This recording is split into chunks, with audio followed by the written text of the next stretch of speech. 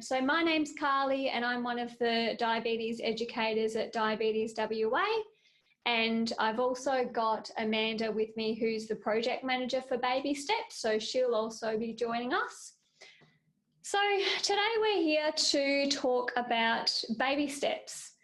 Now, just to give everyone a bit of an overview, I guess, of how Baby Steps was developed.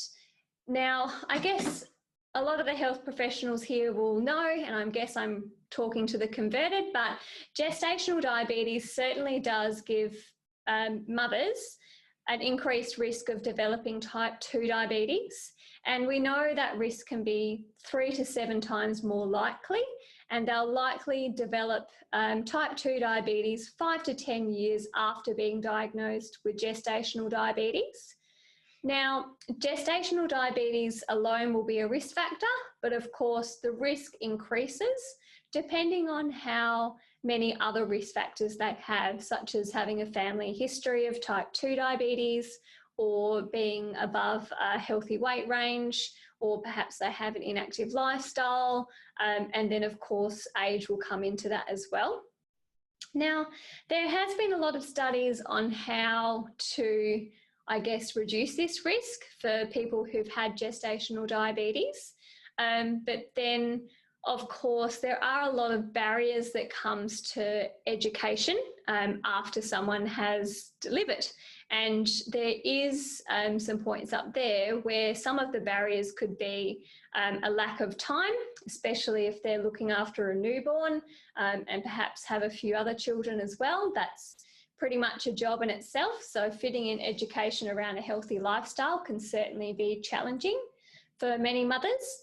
And then we also have the balance of work and family.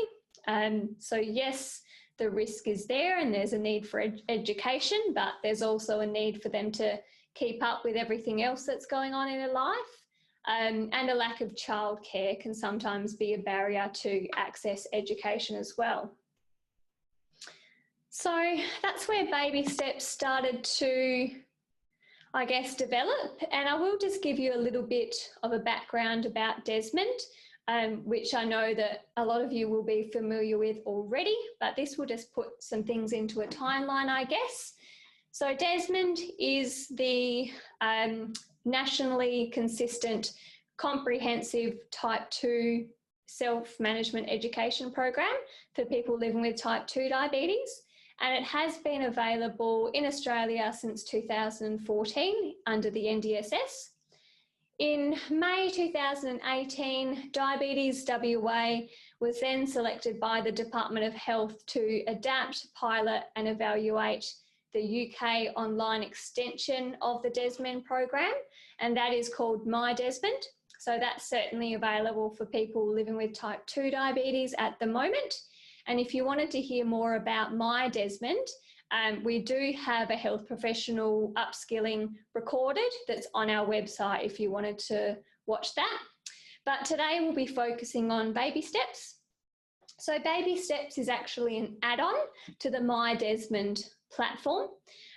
So we added that on starting in March 2019, we began adapting the program to make sure it was suitable for Australian audiences.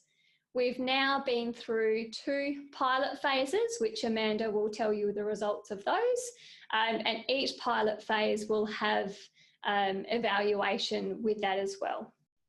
So what we want to aim to do at the end is to make Baby Steps available for women who've had gestational diabetes, and that be delivered under the NDSS.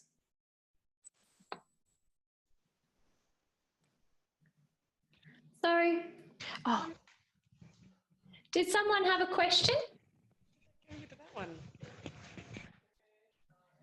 So I think that might be Jay. Oh. Hi, Jay. Hi. Do you have a question? No? Okay. So if you don't have a question, you can mute. Yeah, that's fine. Thank you. The camera usually will show whoever is unmuted, so thank you for that.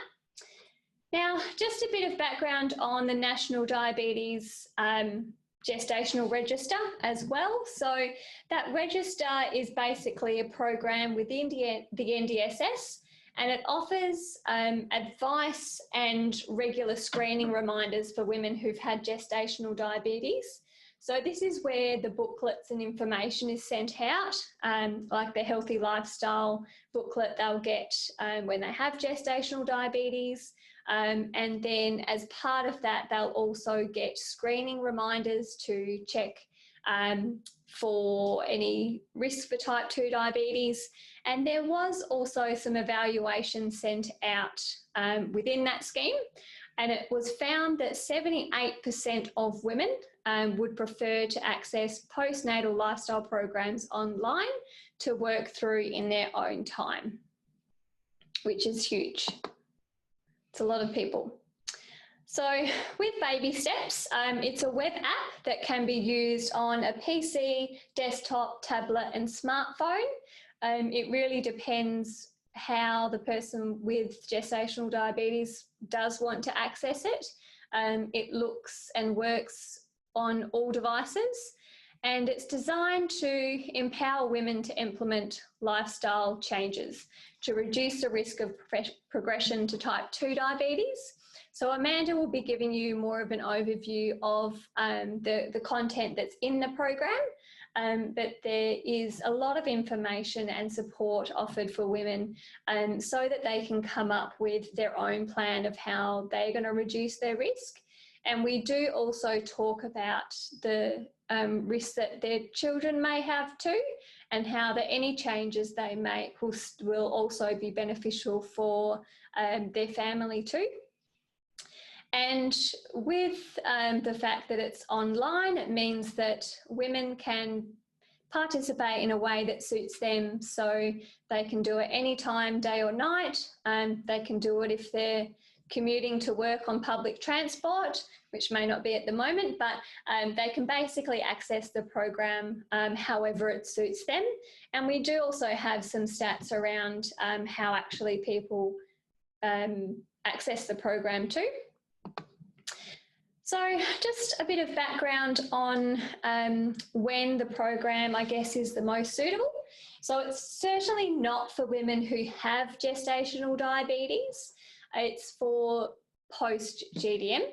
And what we found is that in our second pilot, most women were in the 12 to 18 month postpartum period, and we actually had a higher uptake and engagement, whereas in our first pilot we were offering the program to people who were 3 to 6 month postpartum, and we certainly found that that actually may be a bit too early.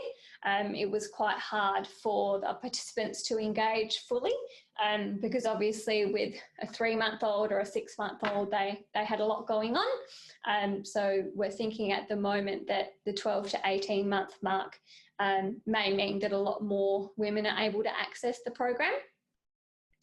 And of course, there's just a quote at the bottom there as well from a recent study that, you know, the first 5 years postpartum really represents a golden opportunity to access services so that we can support these women to prevent type 2 diabetes.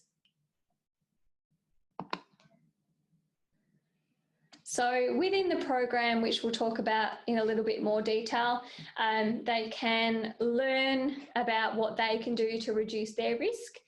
So there's a lot of different information about healthy eating and exercise and mental health, and they can basically choose how that content applies to them, and they can set goals around that. So there are sections in the program that do focus on smart goal setting, so that they can track their goals over time, and they can also sync with activity trackers and have challenges with people within the program, and that can certainly help to stay engaged with the program as well. And people have found that they feel like they're part of a supportive environment, and we'll tell you more about that later when we talk about the chat forum. So just a little bit more of a background of where Baby Steps came from. So originally it was developed in the UK, and it was designed to sit aside a face-to-face program. So the women would attend face-to-face information sessions, and then they got access to the Baby Steps online component. What they were primarily trying to measure was the effect that this would have on physical activity levels, which is certainly shown to decrease the risk of type 2 diabetes. And they were also looking at other risk factors such as cholesterol, blood pressure, HbA1c, smoking, obesity, alcohol. And then there were also some quality of life and anxiety and depression measures. And really what they were trying to see is whether it's acceptable to have an online program and whether it's feasible for people to be accessing this program online. They also included women from minority groups as well, so they were certainly represented. And what they are also trying to discover is that now that we have more access to self-management education online, perhaps there won't be as much of a need for intensive face-to-face intervention. Perhaps some of this could actually be offered online so that people can access it how they want to. And of course, if we're talking population-based and wide, it's certainly a cost-effective way to do that at the moment. So that article has still not been published, but overall they're seeing that there's significant improvements in physical activity levels at the 12 months. And they're also doing a cost effectiveness analysis as well, which seems positive. So that's in the final stages at the moment. So we're hoping that we'll be able to share that with you soon as well, but not published yet, I'm afraid. So just a bit more of a background around some of the behavioural theories within the Baby Steps program. So it does sit as part of the Desmond suite of programs. So there's certainly an evidence base there, and as well as a psychologist has also worked a lot on the program, as well as the educators that were delivering and adapting the content to. So what they use is a COM-B model, which actually is a behavioural change wheel, and they use that to basically track the behaviours that are displayed in the program. And all those basically revolve around capability, motivation and opportunity for behavioural change techniques. So they did involve the social support theory. So that does involve emotional support, instrumental support, information and appraisal. So within the program, they are getting the instrumental support from the content that has been developed by health professionals and it's evidence-based. But then they also get that emotional support from hearing from others that have participated in the program, and also there are videos where we've asked people to share their experience with gestational diabetes, and there is also a chat forum where people can share their experience with other people who are trying to reduce their risk. Then the COM-B behavioural change theory also asks people to basically reflect on their motivation, and really that also, sorry, I just lost my notes there. And they do also, it does also outline where a person's at the moment. They get them to reflect on their current thoughts and beliefs around certain behaviours, and then they do also encourage people to reflect on their motivation. So there's certainly there are also parts in the program which explore SMART goal setting and motivation, And we do encourage people to review their goals as well so that they can check in with their motivation and how they're going. And of course, this is something that's explored on the chat forums as well.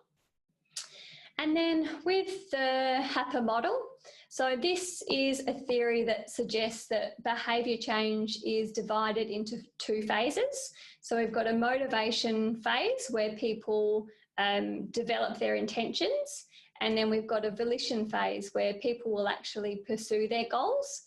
So we do know that intention alone does not change a behaviour. Of course, that would be too good to be true, perhaps, but there does need to be planning involved if any behaviour change is going to occur. And a part that is within the program is also how to overcome barriers.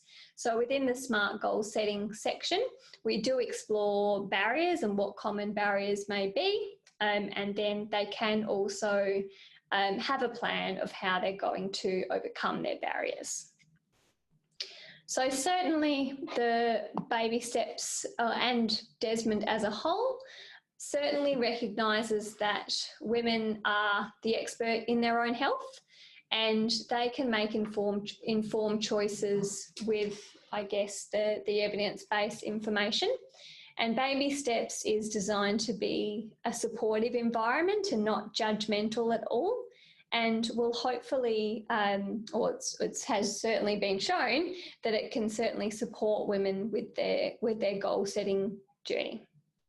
So does anyone have any questions with that side of things at the moment?